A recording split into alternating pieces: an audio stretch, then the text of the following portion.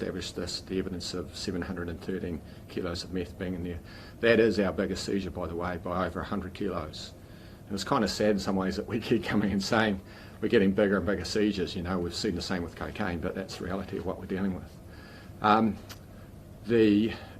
When we get these big seizures like this, often Customs and National Crime Group work collegiately together in terms of response, and you know, we make a call early on about who will take the lead. And this is really around prosecution phases and things like that. So in this particular case, while Customs did the great job of finding the drugs, NOTG took the lead in terms of the criminal investigation component to it. So late January, this resulted in 2 different controlled deliveries, which identified 6 persons who that we say are linked to this importation, and are now before the courts on those matters. At that time, we became aware through the Canadians and through our Australian colleagues that the same transnational crime group was targeting Australia, and we're talking tonnage into Australia. I think in Australia it was something like just on 3,000 kilos going in there, and meanwhile also the Canadians had stopped probably another well, the total cocaine involved, and methamphetamine involved in this is just on 7 tonnes. So they stopped significant product at the Canadian border, and other deliveries went into Australia. So what happened then was we had to sit back and wait. It was agreed, because the Australians still had quite a bit of work to do on their end to identify the people that were involved in that end of it.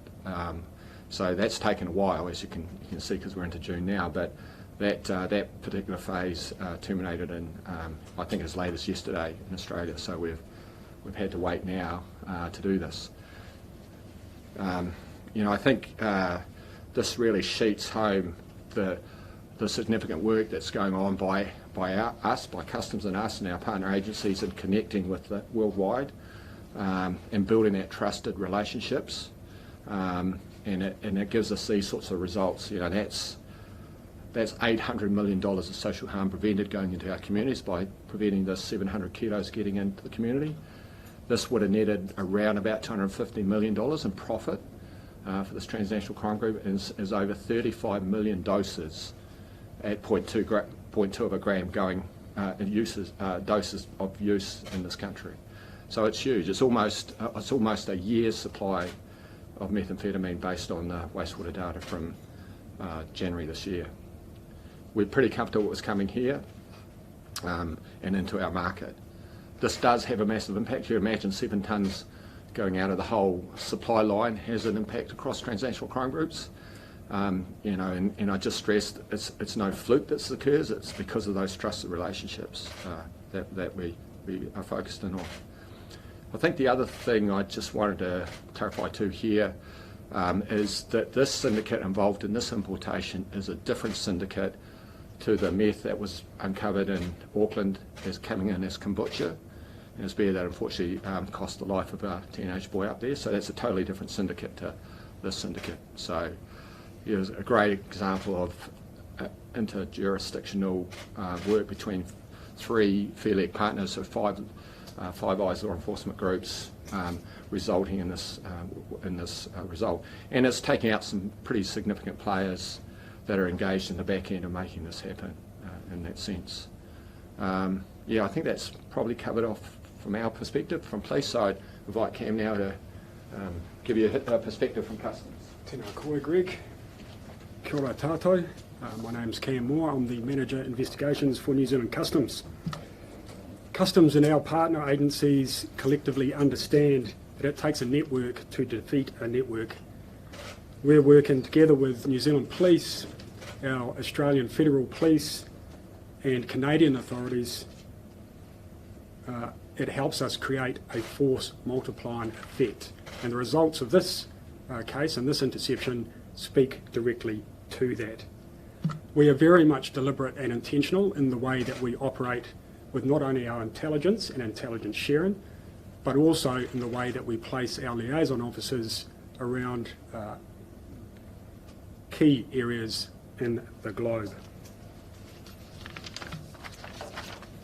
Our key objective is resilient borders, and the work that we've delivered here, the relationships that we've built across the globe and with our Five Eye and key-led partners is testament to the resilience that we're building here. The information flow that we collect goes both ways, and the information that we've collected along with New Zealand Police has assisted our partner agencies offshore to intercept the methamphetamine as well. I think this shows that we are at a high level of enhanced relationship between ourselves and New Zealand Police. Year to date, we have seized over 6 tonne of methamphetamine and 1.3 tonne of methamphetamine offshore, which again speaks to the power of the liaison network and our international relationships. I'd lastly like to close with we are always open to receiving information. We have our 0800 Border Protect line and also Crime Stoppers. It's those information lines collectively with the information we share with international partners and domestic partners that allow us to prevent this drug from entering Aotearoa and causing significant harm to our communities. Kia ora. I think basically it was unaccepted drugs. You might want to just, because it wasn't sensible. Okay, sorry. So just in regards to the total seizures year to date, the 6.2 tonne onshore and the 1.3 tonne offshore, that's actually a combination of drugs. Included within that is methamphetamine, precursors, cocaine and MDMA. Greg, is this the first time Kiwis are finding out about this particular bust? Yes, it is. Why has it taken 6 months to reveal this to the public? Well, as I explained before, we're part of a joint investigation running here, right? And we're a trusted partner. So it was very clear to us early on that there was significant imports going into Australia. For a variety of reasons, it was a bit more complex there in terms of how it would run. And so we just had to be patient and hold off so that the Australians could complete the work that they needed to do to bring those people responsible to account for it. And as I said, that actually finished with a termination yesterday as well. So that's why we're talking about it today. So operational reasons why we couldn't release it. And in relation to the people that you've arrested here, did they give you guys some information that you could then hand over to Australia or Canada that they could use in their investigations? Well, generally we don't talk about what we do here in terms of those sorts of interviews, but I think for the sake of those people here, that actually it pretty much had nothing to do with this end of it. Pretty much of it was coming out of what the work the Canadians and the Australians were doing in that sense.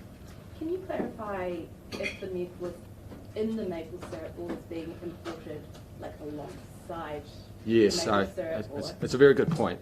So it's because what they can do with it is they make it into liquid, right? So the kombucha stuff you saw is liquid sitting inside the kombucha itself, and then they recrystallise it when they get it here into New Zealand. This was actually solid meth sitting in packages inside these containers that had purported to be maple syrup.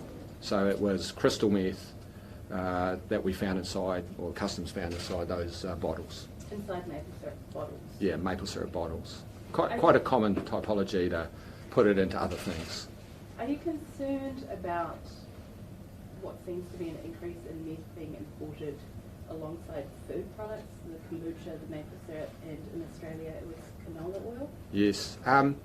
We have been seeing this for a while. There's a variety of ways they'll try anything, but you're 100% right. I mean, you know, the classic situation, that tragic situation in Auckland is an example where it goes badly wrong, you know, for them. I don't think that's ever their intent. They're simply trying to evade, you know, a border, get it in, hoping that, you know, that no one will look. But of course, absolutely anything that's getting put into what apparently looks like food or drink is absolutely concerning. But you've got to understand, these people don't care. Right from the beginning of the production of this, whether it's in the cartels in Mexico or in Canada, right down to all the people selling it into our communities, they don't care about people. They know the harm this is causing to our communities, right? They know that. They don't care. This is all about money and greed. And that's the sad thing that's behind this too. What do we know about relations between these international syndicates and domestic gangs, if there are any? Yeah, so I think, look, over recent years we've seen a massive sophistication in the way in which our New Zealand gangs operate and how transnational crimes function and operate, right? I talked about these transformational brokers. If you'd imagine in any supply line, imagine like it's normal global supply lines, you've got to have these brokers sitting there that have the interconnections to all the different manufacturers to provide and obtain whatever product you want.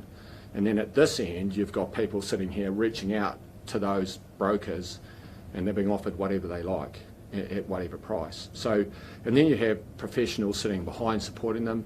You know, there's chemical companies and they're offering services to change precursors, the analogues. There's a whole raft of things that happen in the background, sophistication of how they operate and function. So yeah, that's what we battle. But you know, the point is here is, you know, again, New Zealand's not a big place. You know, we have, I think, and I think Cam's hit the money, you know, right about this, is we have a very good collection process in this country, and with the information we obtain within this country and what we're getting from our overseas partners, we have a good understanding of generally of who's who in the zoo in terms of those groups, the organised crime groups that are generally engaged in this stuff. You know, over the last since 2017, for instance, too, we've routed out 26 transnational organised crime cells that have been inserted into this country by transnational crime groups to bring their products in and sell it into our communities and move the money out of the country. So we have a really good understanding, Cam, of those sorts of processes. This is why we're getting the seizures that we're getting now. So were New Zealand gangs involved in this importation? Again, I can't really comment because these people have name suppression, so I can't really talk about that. Are the 6 people charged New Zealand nationals? Yes. How many of them are? Yeah, they are. All 6? Yeah. What are they charged with? That's a really good question. I would presume it's importing methamphetamine into the country, a Class A drug. Australian police say they've become the target of choice because drug use is so high. Yes. Is that the same concern shared here? Yeah, Australia actually is, in recent analysis, is their communities use about 3.2 times more meth per population than we do. So yeah, it's hammering Australia, you know. In New Zealand, it's in every community. It's hammering our communities, right? The wastewater data, you know, over the last sort of 4 or 5 years shows a slight decline, even with the COVID aberrations during COVID lockdowns where it went up and down. It seems to be reasonably static off the wastewater, but wastewater is not, you know, absolutely perfect, but it gives us a good sense. What we have is basically an entrapped market here through addiction, and the gangs know it. So you know, this is the perfect drug for them, and this is the bit where we're sort of hearing from our international partners as collective across the world transnational crime groups understand the strength of getting into synthetics like methamphetamine because it's cheap to produce. You can do it with precursors and precursors, so you don't need plants like you do with cocaine. It's incredibly addictive, and you can make a lot of money. And there's, you know, that's a real challenge for us here in New Zealand to combat that. What makes you confident that this importation was intended for New Zealand? Well, I feel like it's just common sense, really, in that, you know, you've got 2 streams coming, one to here and one into Australia, so it's a significant stream that was going there. I think this amount would be sufficient to be within what our consumption rates are. We've said in the past that the amount of seizure that we're seeing seems to far out surpass what we see in consumption. We've never ruled out the fact that New Zealand's being used as a transshipment point into Australia. We're told the Australians of that, so we think that's likely. We've seen some transnational crime groups we've recently investigated intent on taking product from here over there. A lot of that's cocaine based as opposed to meth, but we haven't ruled that out at all. What tools do customs, probably directed to Cam, what tools do customs have to prevent these sorts of products that are contaminated with these drugs getting into the hands of unsuspecting ordinary New Zealanders? Yeah, so we operate a number of alerts and trigger points for imports that are coming into New Zealand, and that information comes from a variety of sources, predominantly and of good note is from our international partners. What they see is often what we see here as well, and we share the information vice versa as well. We also have border testing at the border. We have specialised ESR testing as well. And our staff at the border are specifically trained and highly trained to look at these substances and have them tested to try and identify and mitigate, reduce the risk. What have customs learned from the incidence of the kombucha that was mentioned by Greg Williams there about in terms of stopping these products getting to the general public? Like, what was done this time round that wasn't done with that kombucha? Well, this is about intelligence and information and being able to actively look at potential items of interest that are coming through our border. And it was the overseas Canadian authorities that were put us in a position where we could start to look more actively towards certain consignments. So that allowed us to ultimately identify this, locate that significant amount of methamphetamine and keep it off the streets. Is there any final questions? In terms of prosecution, you mentioned it's kind of, you talk about it between the two agencies and decide who takes it forward. How did you decide it was police in this case, and why not both agencies prosecute together? Well, look, often it just comes down to capacity in terms of who has the best capacity to actually run this, and it depends on the techniques that we use too. So, yeah, every one of these major jobs, we'll sit down with customs and talk about, you know, who's going to take the lead in respect of it. It's as simple as that. You know, I mean, the key thing here is this is about the two agencies working collectively together for the best outcome in New Zealand. That's what this. It's as simple as that. Okay, thanks. Just lastly, are you looking for anyone else in New Zealand in relation to this? Or you feel like you've got what you need? We're always looking. We're always looking. I think, but you raise a really good point here, and I want to stress this too, like, because not only is it about us understanding who's operating in New Zealand, we also have a pretty good understanding of our targets sitting offshore. So these are targets sitting in Europe and Mexico and other countries that are those transformational brokers operating, right? And we have no issue in reaching back out to hold those people accountable and bring them in. You'll see just last week Xavier Valent, convicted of multiple drug dealing, serious drug dealing offending, getting life imprisonment. He's in New Zealand that was sitting offshore as a transformational broker, pushing tonnage of product into this country. You know, it's a great example of the reach that we have, and we're prepared to go to bring these people back and hold them accountable as well. Okay, thanks team, appreciate that.